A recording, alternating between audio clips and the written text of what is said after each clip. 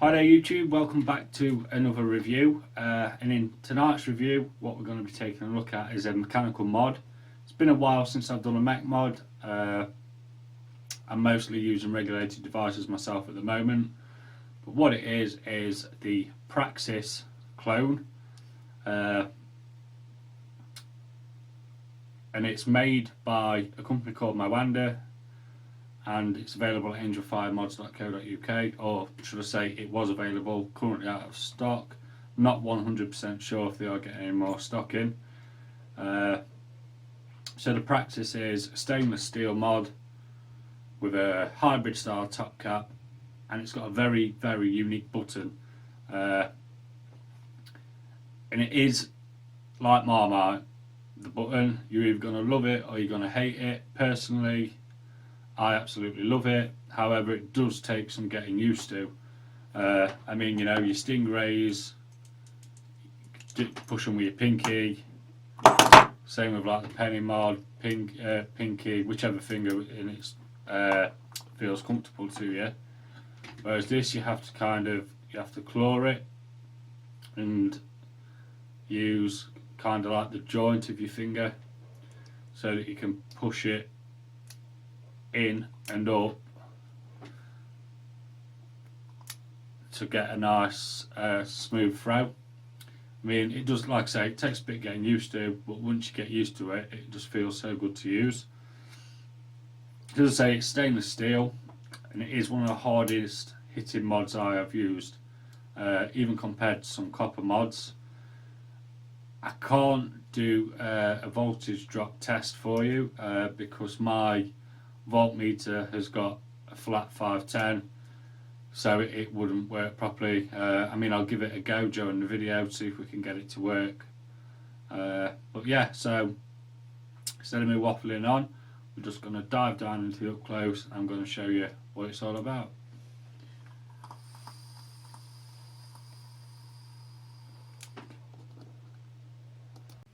Okay then guys, so your Praxis will come in this box. Tells you what it is. So Praxis tells you the colour. It says, yep, enjoy with me, 2014 mod. The edges have got like this book page effect in silver on both sides, and that's pretty much it. Got a magnetic catch. Inside you'll have your mod inside some foam in a plastic bag. So we'll take the mod out. So the mod itself is 80 mm tall, 80 millimeters tall, 18650 battery only. It is made from stainless steel, part of brass. There is some parts of the brass in the button, and then in the button, just under the firing switch, engraved is Praxis Vapors, and then on the button we have these lines machined in, plus the electric or lightning bolt symbol. These lines, if you've got any dirt on your fingers, or even if you haven't, bits of skin get grated off and they stick in there. They're not sharp as such, but because they're so close together and with the design, it does happen. It does get dirt in there quite quick. So as I say, the top cap is hybrid. And on the atomizer side, you'll notice it is machined really well out of stainless. We've got 3 vent holes and then these 3 raised ledges here, or a stand if you will. So what they are for is when you screw your atomizer on, you'll notice these gaps all the way around, and they are for your battery venting. So if your battery vents, it'll come through the 3 holes, out through these sides, and on the mod you'll notice we've got these 4 cutouts in the top. So when your atomizer's flush, it can still escape through these 4 grooves.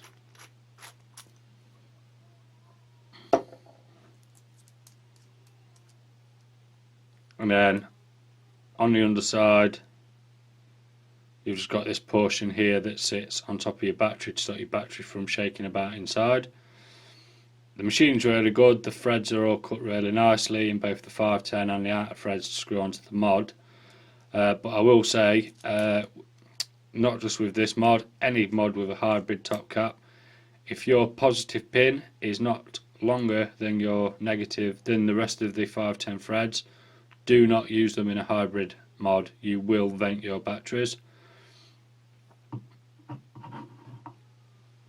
So the tube is it's quite a thick tube, but it is very light. It's machined really well, and nothing is sharp, none of the threads are sharp. These cutouts have been smoothed off. As you see, it has got a slight brushed finish. And to get your switch out, you just squeeze it in, push it down, and take a tool just to push it all the way out.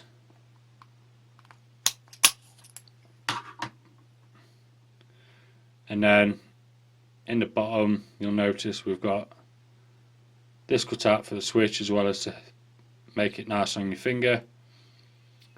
And then you've got all the machining, the cutout here, and then the ledge on the inside, what the button sits onto. And then the button itself. So the lock mechanism, which is the stainless section, is spring loaded from the inside. So when you push it in, it goes smooth so that it can push downwards into the tube. So what happens is the dowel ring has actually got a spring under it.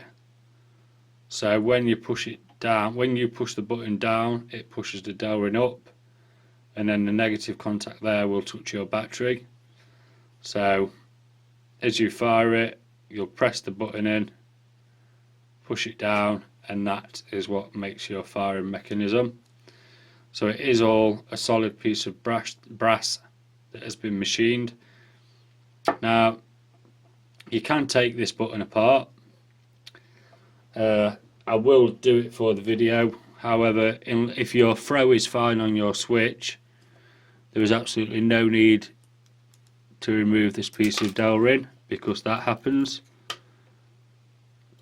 And we have a stainless steel spring, there's the dowel ring insulator, and then the brass section.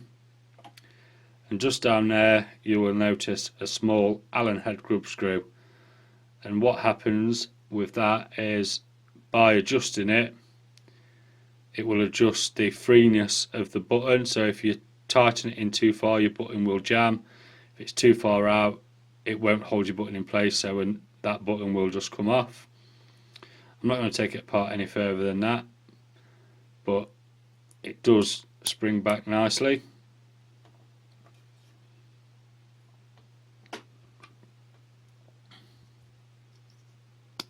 And then it'll just clip back into place like so, and it does work really well. So to put it back in can be a little bit difficult. So what you want to do is, from the top, this cutout here lines up centre with the hole for the switch. So you want to get the centre of the switch lined up, push your button in, and then push it in. Take your battery or a screwdriver and push it the rest of the way until it clips out. And then take your atomizer with hybrid adapter fitted,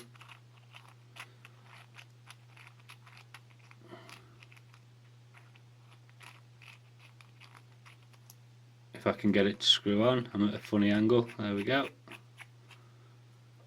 There's no battery rattle, and all you have to do to fire it is press the button downwards and up, and as you can see from that, and hopefully here, I mean, it does sound a little crunchy, but that's because I'm not pressing it right. If you press it all the way in and then down, it's really nice and smooth.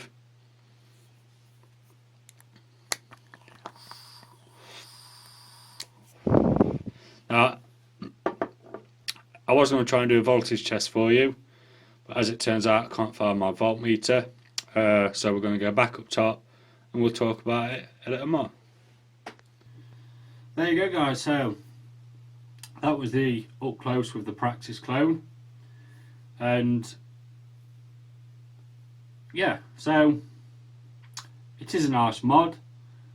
It's made to a very high standard from Moander, and the only negatives on this are the ones that should have been addressed by the original makers, Praxis Vapers, which one of the issues I have with it has been addressed in the Praxis V2, which I believe has not been out long, a matter of weeks. And the other one is the ridges cut into the button. I don't really think they need to be there. I think they could have had that smooth with just a lightning bolt symbol, because you don't need really that much grip on it because you're pushing in from the side. You're not actually sliding the top. So I think that would have been better smooth. Another issue is where you take your dowering off to adjust that little grub screw, it does weaken that insulator, and you want, if you keep taking it off and adjusting it, you're going to end up where that insulator is not going to click back into place. So it's not a fault on the clone or the quality of the clone, but on version 2 what they've done is they've drilled basically a little hole so that you can turn it round to line up with that grub screw and adjust it without having to take the dowering off. I just wish they'd have done that before the clones and then they'd have cloned the V2 rather than the V1. It's not an issue. You can take a small drill bit, make that hole yourself, and you'll only have to pop it off once then to make the hole, and after that you can do any adjustments, fine tune it for your liking without having to take your switch apart. So as I say, the switch is like Marmite. Some people love it, some people hate it, and as I say, I really like it. It's just got a learning curve, and once you've got used to using it, it's just really natural, really nice to use. As I say, it does hit very well. I haven't got a clue where my voltmeter is. It's somewhere amongst everything I've got on my desk, but I'm sure you could see in the close-up how hard and that there was no delay on it hitting.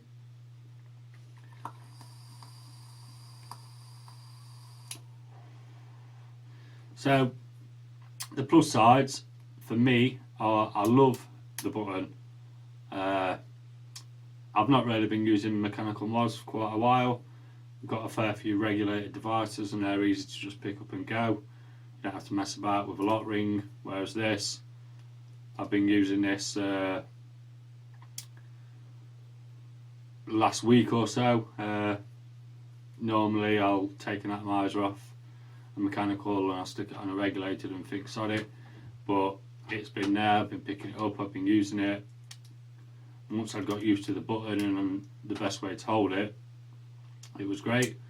So the button's really good, that's positive, apart from the points that I mentioned, but they're minor things. But the design of the button and how it works, the fact that, you know, it's pocket friendly, it's not going to fire in your pocket. The machining of this clone, like I say, is really good. And yeah, so overall it's just I would recommend this mod to anybody. However, like I say, there is a learning curve for the button. So with that being said, I'm going to leave it there because I'll just keep ranting on for forever and ever and a day, and I'll be back again soon for another video. Thank you very much for watching. I'll see you again soon.